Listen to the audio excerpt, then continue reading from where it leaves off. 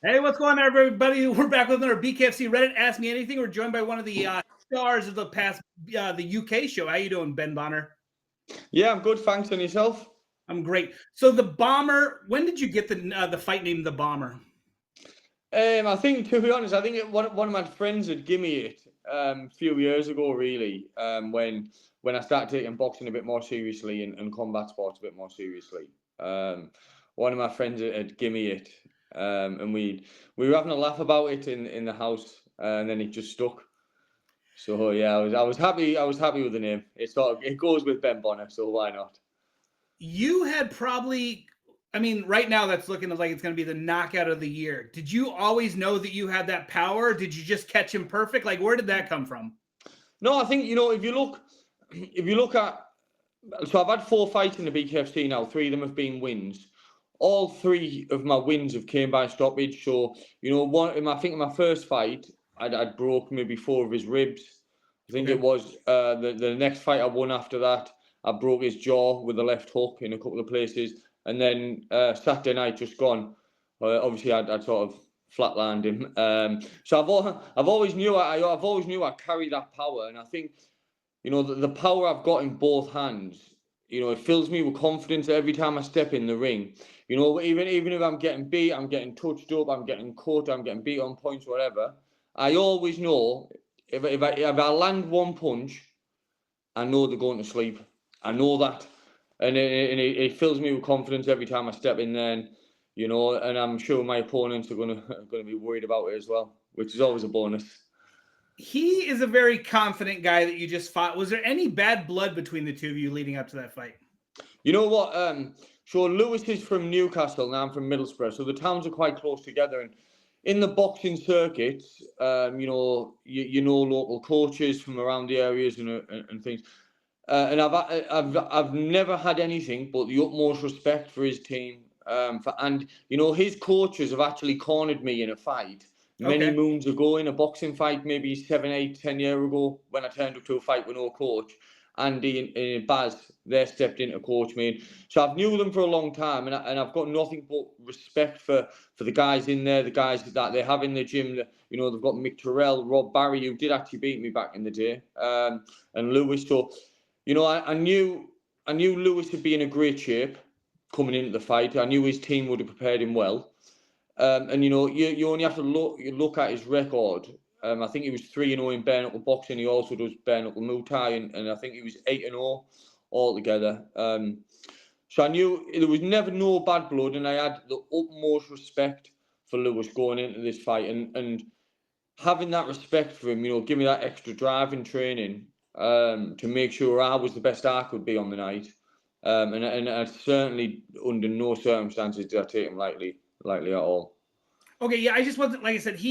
I know he's like somebody who can kind of be a little arrogant online and stuff. So I wasn't sure if you guys were having any beef or if it was like it was strictly business and you guys were friends outside the ring. Yeah, no, I wouldn't say we were friends, but we're certainly not enemies in no Okay. stretch of the way. There's definitely a mutual respect there between me and Lewis, and me and his team as well. I've got nothing bad to say about those guys. But again, Lewis was just someone in my way to becoming the champion, and that's where I feel like I'm sort of heading now, off the back of such a crazy knockout like that. Then I think the only way is up, really, from now anyway. Are you more interested in like the European or the UK belt, or you kind of want to go that Franco Tenaglia route where you want that world title? I think, listen, we're all in this sport because we want to be the best in the world, Sure. and at some stage, I would love to fight for the world title. I would love to get myself ranked in the top 5 in the BKFC. I think I'm ranked number 1 in the UK now, and I'd love to break into that sort of top 5 world rankings. To be honest, I don't think I'm too far away from it now. And I believe the confidence I have in myself. I believe I can beat the top guys. I know there's, I know I'm probably the hardest hitter in the 155s in the UK. And I know you've got a Jeremy Stevens over there who thinks he's a hard hitting 155er. So I'd love that fight for the BKFC to see who is the hardest hitting 155er. Jeremy's definitely a hard hitter, but he's 2 fights and he hasn't knocked out either guy. And you put somebody absolutely to sleep. So I don't know if it's, and I mean, Lewis, like you just said, it was 8-0 going into that fight. So it's not like he's a slouch. But yeah, so I mean, you might have that power ranking right there. Well, I think I do, and in fact, I know I do, and I just want to prove it to the world, and I want to prove it to every BKFC fan, everyone who tunes in. I know the power I carry. I think I could knock out light heavyweights, middleweights. I feel like I can knock anyone out if I land right on the chin. Doesn't matter the size. So these 155ers, the small guys, they're in trouble. You got a little bit of color on your face. Was that the only injury that you have coming out of that fight? Yes, I had, I think it was a jab in the first round. I don't know if it was his knuckle or just a jab, whatever it was that caught me. It gave me, for the first probably 20, 30 seconds after that, I was a bit dazed. I probably was seeing a bit of double vision. And I think in the fight, you see me wipe my eye and try and get some of that vision back. But yeah, this is the only real mark. And I have a little bruise on my ear.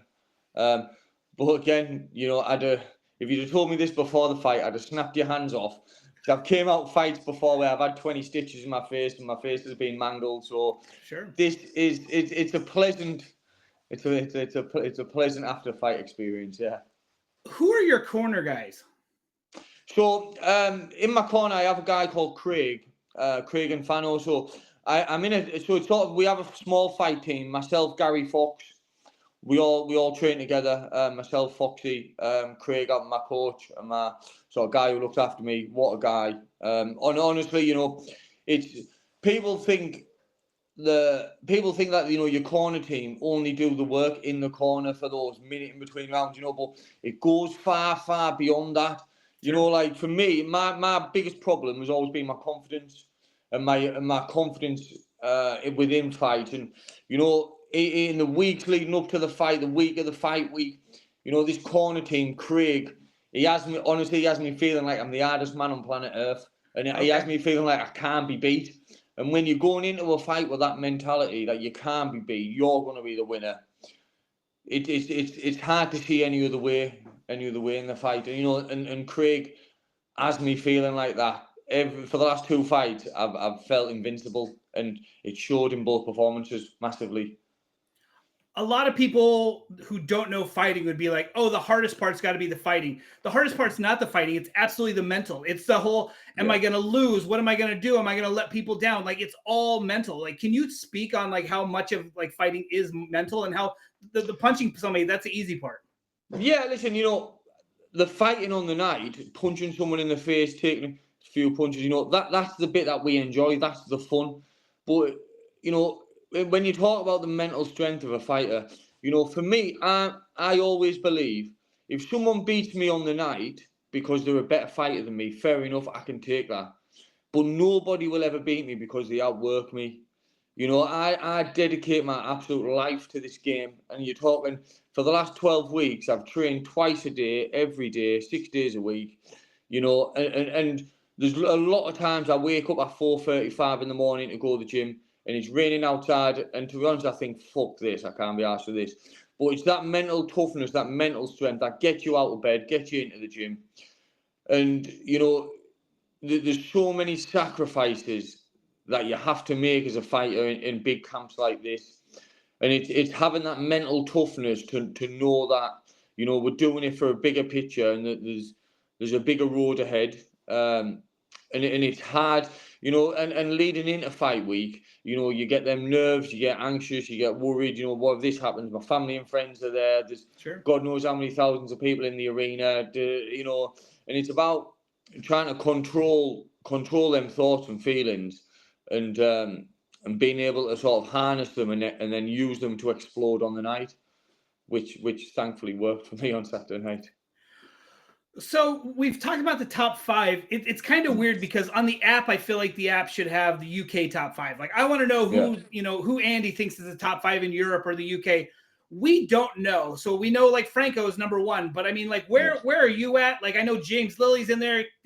Keane was in there. Trying to think. So I was number 4. Lewis King was number 3. James Lilly was number 2, and Franco was number 1.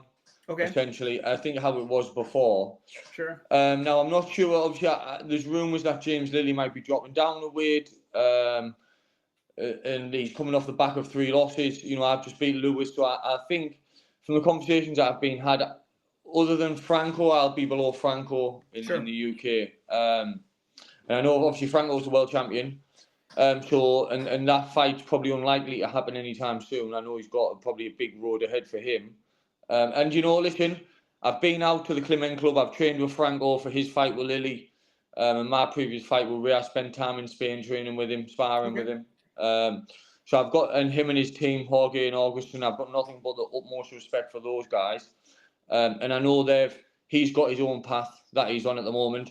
And that's why, you know, I'd like to cut my teeth against someone in the top 5 in the BKFC. Sure. Just to really assess where I'm at. And again, you know, to put my name out there as one of the best in the world at 155, because I believe I am. I know I am. And I just need to show it on a bigger stage now. You got to think they're probably going to take the European belt from Franco since he's a world. So, I mean, that opens it up to you could fight for that belt. But, I mean, so ideally, though, you want to come to the States and fight somebody in the top 5 is what you're doing. Yeah, I'd love to fight. Listen, I'd love to fight someone in the top 5. I'd also love to fight for the European title. Okay. You know, any opportunity or anything the BKFC want to do with me, how they want to plan my route, then I'm happy with that. You know, listen, I'm just grateful for the opportunity to be fighting on the biggest combat shows in the world, the biggest bare knuckle platform on the planet.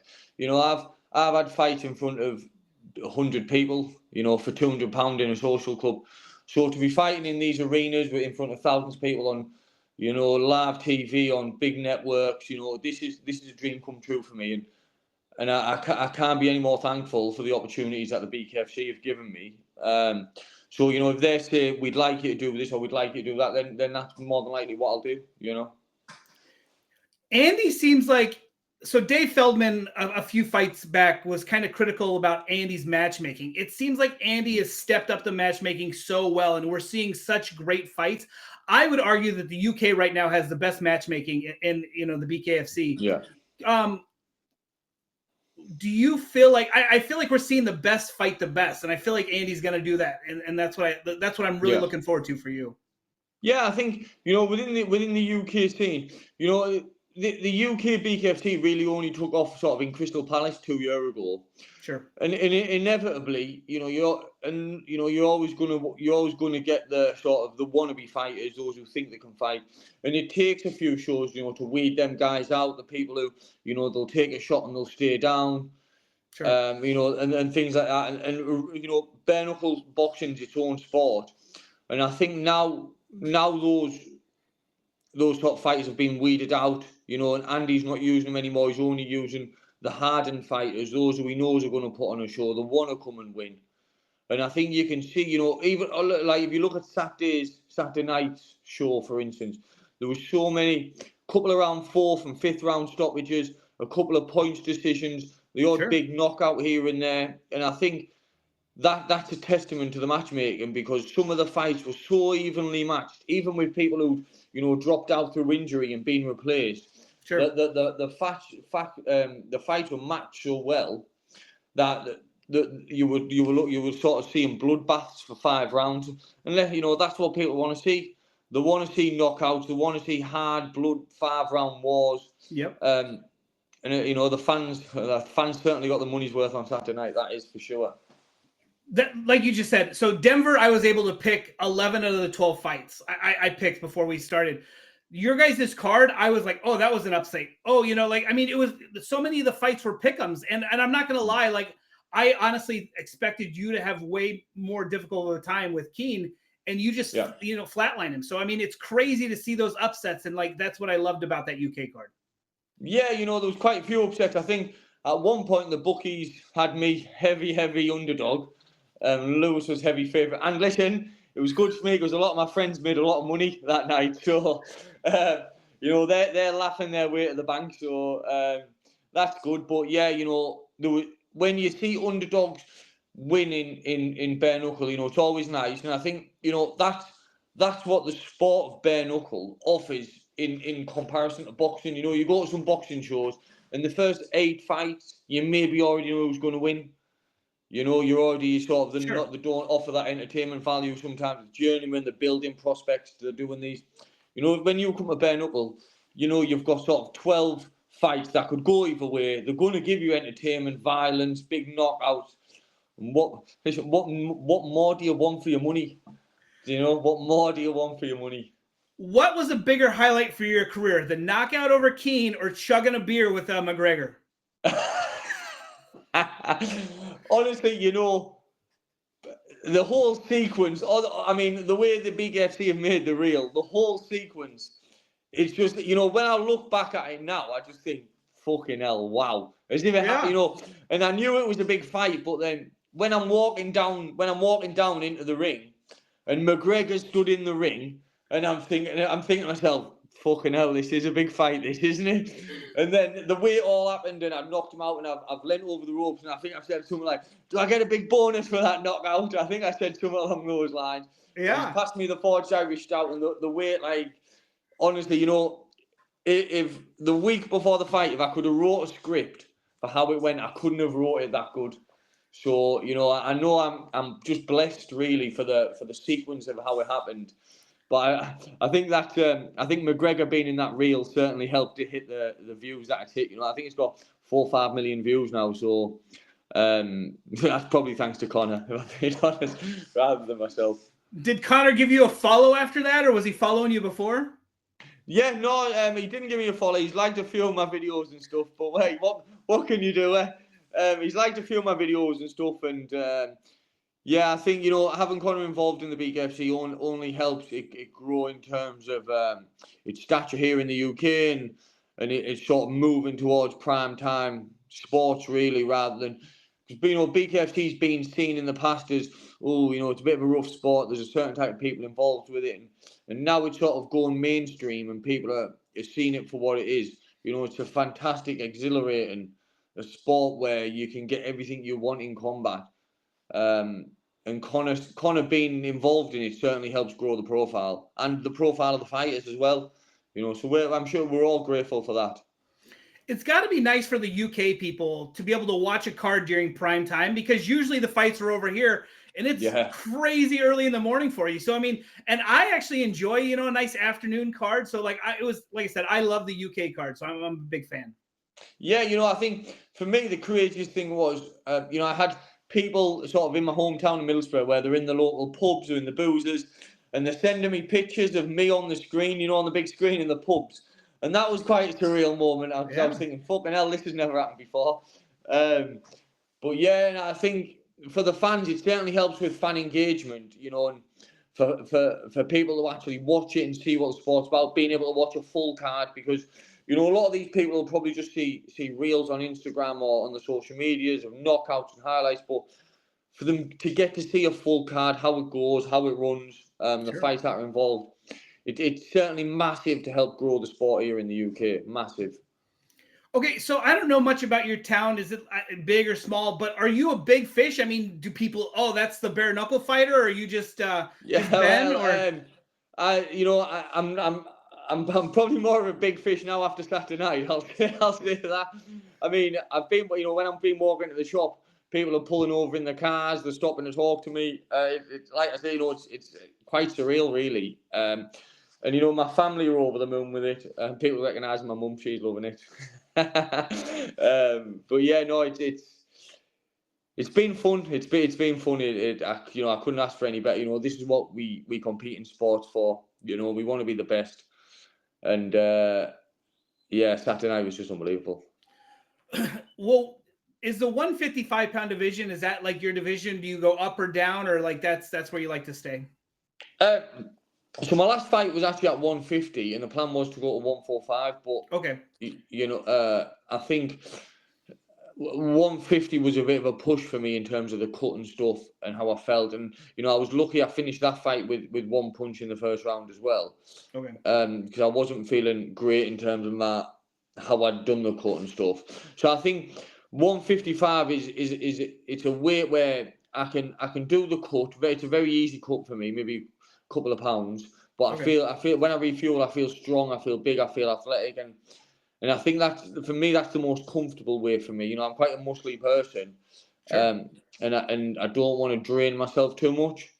Because it can have a negative impact as well. And I think 155 is the perfect weight for me, and that's the weight class that I'm going to try and make my run and challenge to the World Championships. Yeah, most definitely. You seem like a pretty blue collar guy. Would that be like, Yeah, you just look like a blue collar yeah, guy. What do you do? yeah. No, I'm just not listening. To be honest, I'm just a normal lad off a council estate in Middlesbrough, and it's opportunities like this. They don't come for people like me on the general. So that's why I know how blessed I am to have the opportunities to fight on the BKFC and be recognised, by people because of my fighting ability. And like I say, yeah, these opportunities don't come for people like me, just from a small town, small council estate town, really, in England. It's crazy when I think about it. And sometimes, I went back to the gym last night for the first time, and I just sat in the sauna and I had some reflection time, and I was just sat there thinking like, fucking hell, Saturday night was mad, wasn't it? What a time to be alive. And I sat there and thought about all the fights I've had in the past, where I've just had fights in social clubs for a couple of £100, turned up a fight this one, fight that one, and it's opportunities like this don't often present themselves to people like me or people I know. So I'm just extremely grateful and blessed to have taken the opportunity by both hands, really.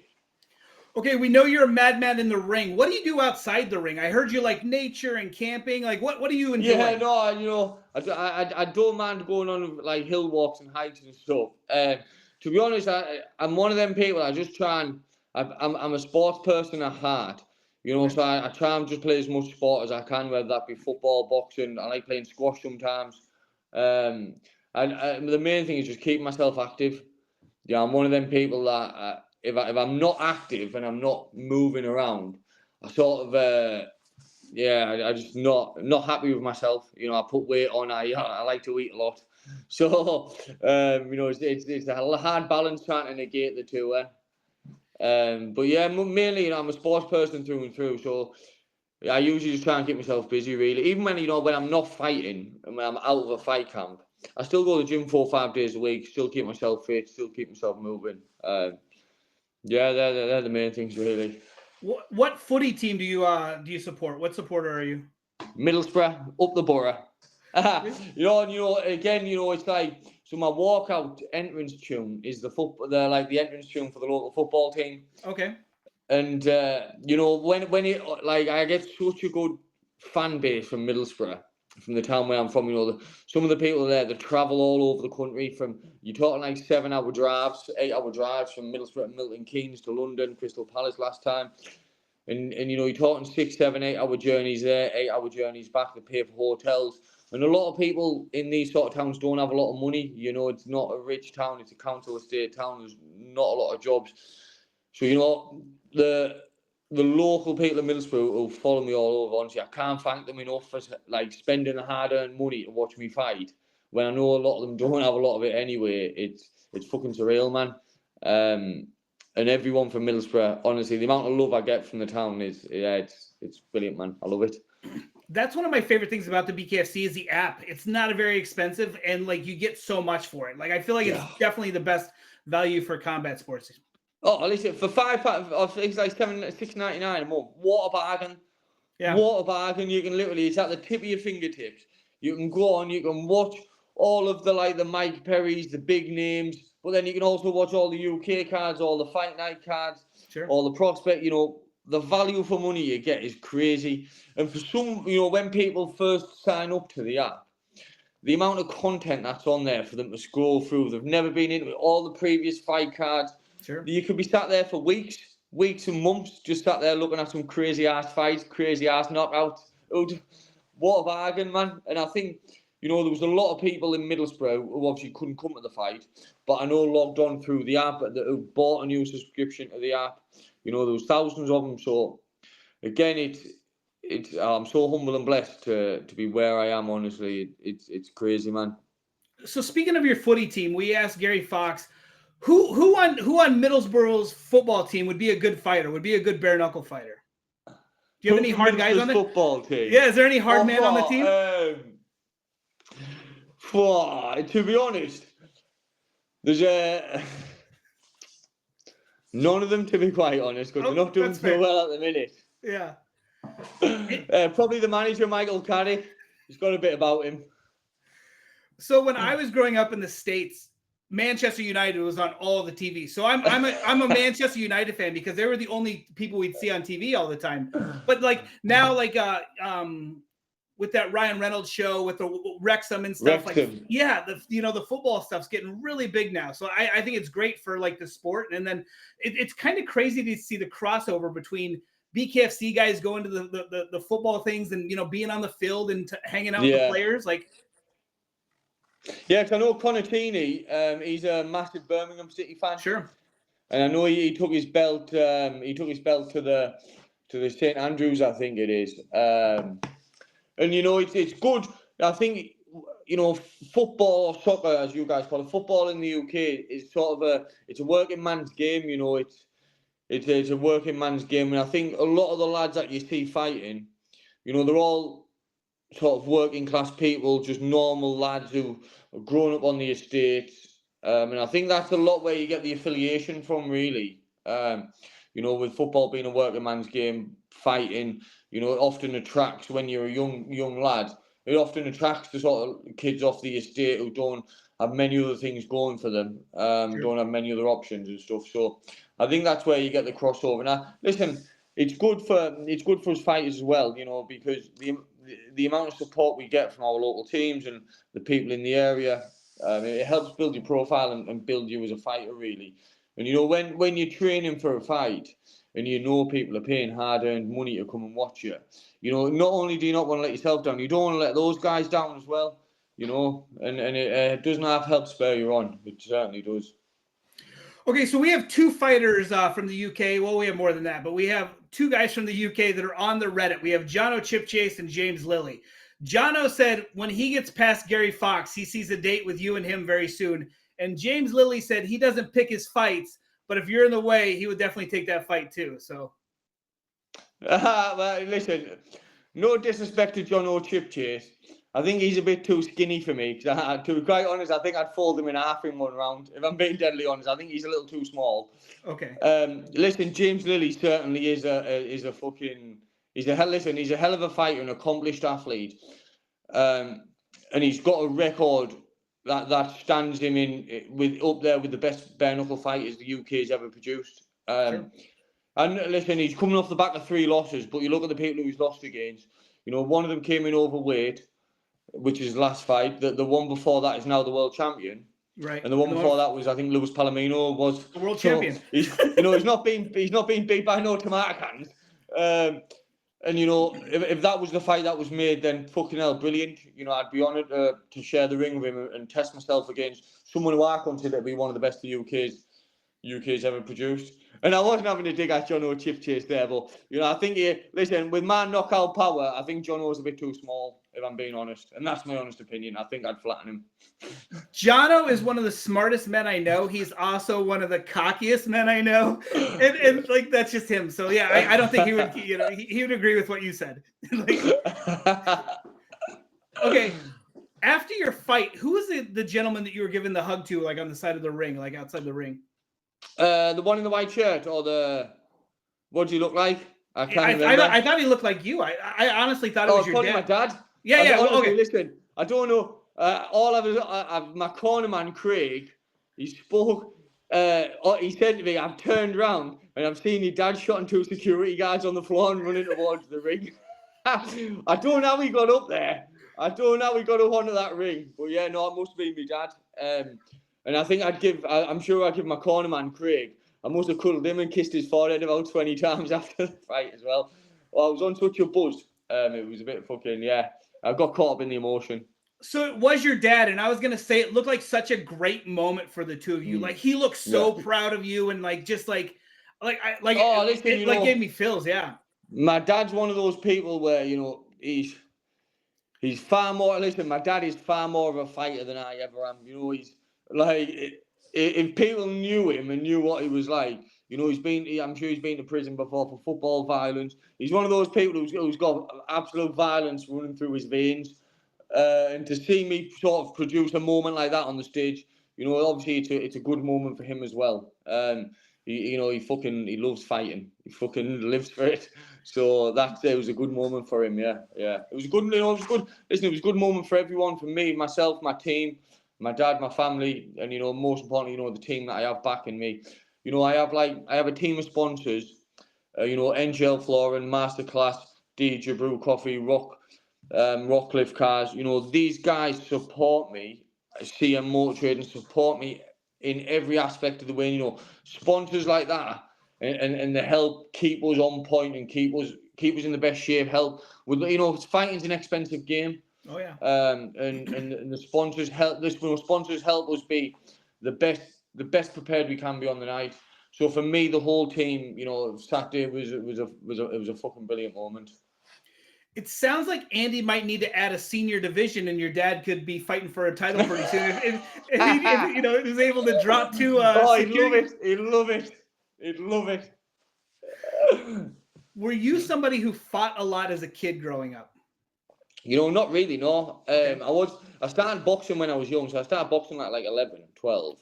Okay. But I was never really getting into that many street fights, things like that. I was a bit of a toe rag when I was younger, but I wasn't sort of going around fighting people all the time. It was just, I'm not for me personally, I'm not that sort of guy. You know what I mean? Like I always say, I'd rather people like me for me as a person, not just because I can punch their head in. You know what I mean? Yeah, I think. yeah.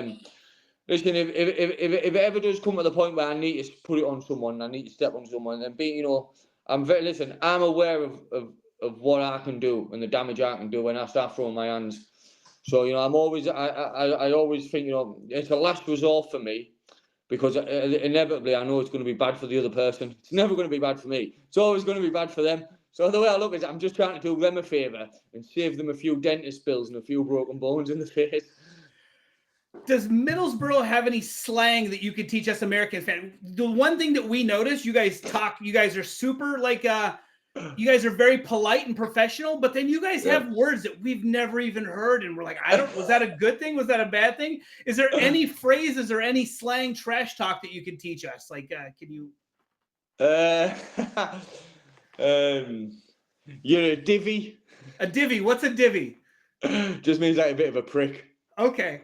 Yeah. It's so weird because like Connor Tierney always calls people sausage, and I was like, does that mean you're a dick? Yeah. No, yeah. I think the council estate talk in the UK it's a bit wild for the Americans. I think it's a bit wild, yeah. And like I said, it is just weird because you guys have the most polite trash talk. Like Rico Franco versus Austin Trout, and he's like, "Oh, I'm gonna eat smoked trout," and he's so polite, dude. And Austin's like, "What the hell?" Yeah, no. The British people have always had a reputation for being polite. I mean, personally, I've never really been into trash talk, but I think the only things I really like to say to people is, "I'm gonna punch your fucking head in. I'm gonna lay it out stone cold." It usually generally does the trick. What kind of music do you listen to in the back? Or are you somebody who needs the music? You don't like music? Oh, listen, honestly, I absolutely love dance music, hype music. So you and Robbie Brown probably get along pretty good together. Yeah, like Camel Fat, Swedish House Mafia, Black Coffee, all these sort of, and then maybe mixed in with some reggae. Okay. As well. I don't mind a bit of reggae, a bit of like Lauryn Hill, Sizzler, Chronics. Yeah, no, I mean I like a bit of all that. Yeah. It's so funny when I ask fighters, okay, for your real, what music do you want? You know what I mean? And you said Notorious and stuff, but yeah, I mean, but I did one after you, and he was like, give me reggae. You know what I mean? Like, it's so funny to see fighters are so eclectic with what the music that they like. Yeah, I think with the reels, it's sort of that picture of where I'm stood there with the gun sign. Such for a me, good picture. That fucking hell's picture of the year. It's iconic, and I think the music had to suit it. The music, and I think Biggie was just good for that. Yeah. Okay, so do you remember, my last question I always ask people, do you remember the first time you were in a street fight, the first time you punched somebody out of anger, like elementary school? Can you tell us about it? Yeah, his name was David Parks. And I think I'd only been boxing at the Halfpenny Boxing Club for about 3 or 4 months. And I ended up having an argument with some guy in school and just laying into him, just trying to boost my reputation. And I fucking love violence ever since. Were you friends with him afterwards, or like now he's intimidating you? Okay. Yeah. I'm sure we were friends at the time. I'm sure we were friends at the time. Okay. Is there any message that you have that you'd like to shout outs or messages before we call it a day? Jeremy Stevens, pick your ass back up and let's come and find out who the hardest hitting 155 is. Awesome. We look forward to seeing it. You have a bunch of fans on the Reddit. We really appreciate you doing such amazing work in the ring, and I can't wait to see it again. Nice one. Speak to you soon. Cheers. Bye. Cheers, bye.